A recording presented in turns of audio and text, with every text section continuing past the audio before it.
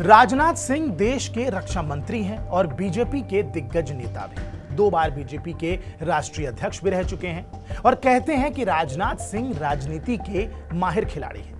सरकार में ना होकर भी वो कमाल कर सकते हैं और सरकार में रहकर भी विपक्ष से उनका संवाद लगातार चलता रहता है।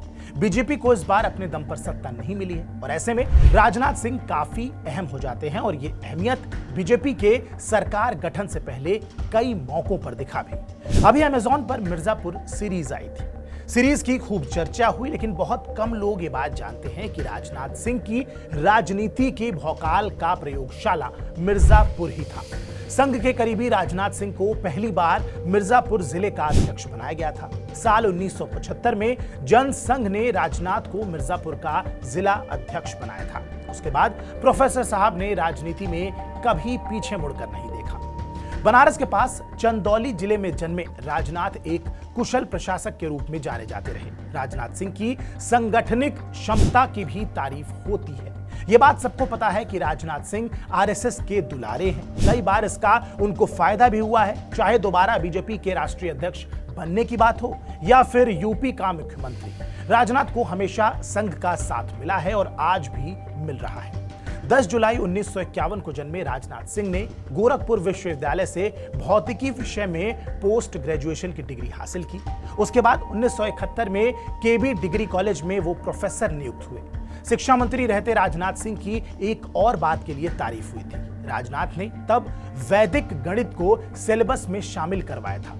अपने सभी भाषण हिंदी में बोलने वाले राजनाथ सिंह ने unemployment, it's reasons and remedies नाम की एक किताब भी लिखी है।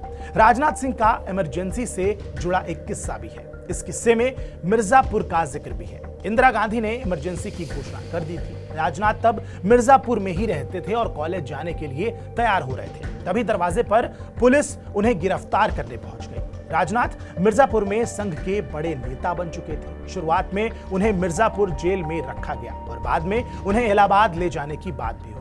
स्टेशन पर सुरक्षा काफी कड़ी थी। राजनाथ की मां, पत्नी और परिवार के सदस्य उनसे मिलने आए थे, क्योंकि सबको यही लग रहा था कि मीसा के तहत गिरफ्तार राजनाथ को पता नहीं अब कब जमानत मिलेगी।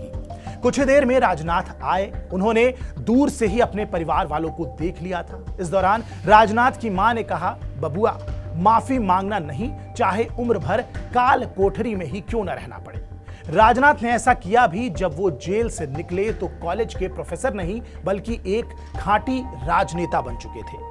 राजनाथ सिंह पहली बार विधायक भी उसी मिर्जापुर से बने जिसका आजकल सोशल मीडिया पर भौकाल चल रहा है। 1991 में कल्याण सिंह की अगुवाई में बीजेपी की सरकार में राजनाथ सिंह शिक्षा मंत्री बनाए गए। संगठन की राजनीति करने वाले राजनाथ युवा मोर्चा के राष्ट्रीय अध्यक्ष भी रहे।